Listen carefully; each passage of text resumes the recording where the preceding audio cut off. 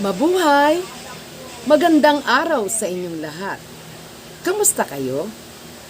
Ako si Ginang Emily Ignacio at ako ay mula sa lungsod ng Maynila, Pilipinas. Ako ay isang lisensyadong guro at nagtapos ako ng kursong bachelier sa edukasyong sekundarya sa asignaturang Agham Panlipunan. Sa kasalukuyan, ako ay nagtuturo sa isang pampublikong paaralan. Nagtuturo ako ng mga asignaturang tulad ng economics, kasaysayan, at kontemporaryong issue. Nagtuturo rin ako ng wikang Ingles sa mga mag-aaral tulad ng mga Koreano, Hapon, Inche, maging ng mga Indiano at iba't ibang mga nasyonalidad. Sa mahigit na 3 taong pagtuturo ko, masasabi kong marami na akong naiambag sa larangan ng pagkatuto ng aking mga mag-aaral. At masasabi ko na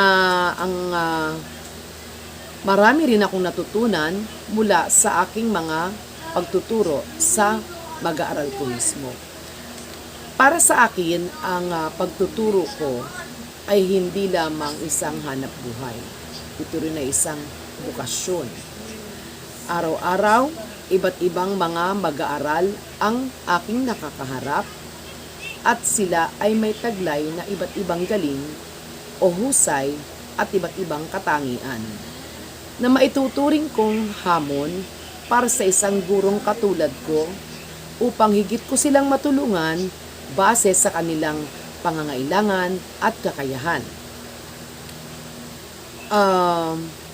Napili ko ang iTalk dahil sa napakaraming magagandang reviews mula sa mga kliyente nito at mula sa mga tagapagturo rin nito.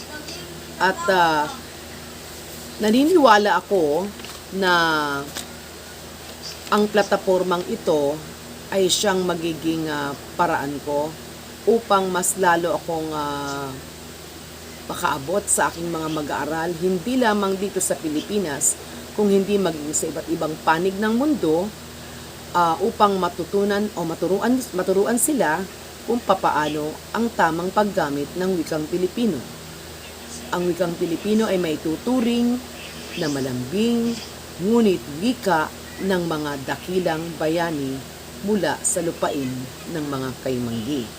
Kaya, inaanyayahan ko kayo para mag-aral ng wikang Pilipino nang sa gayon, matutunan nyo ito at magamit nyo ito sa tamang pamamaraan.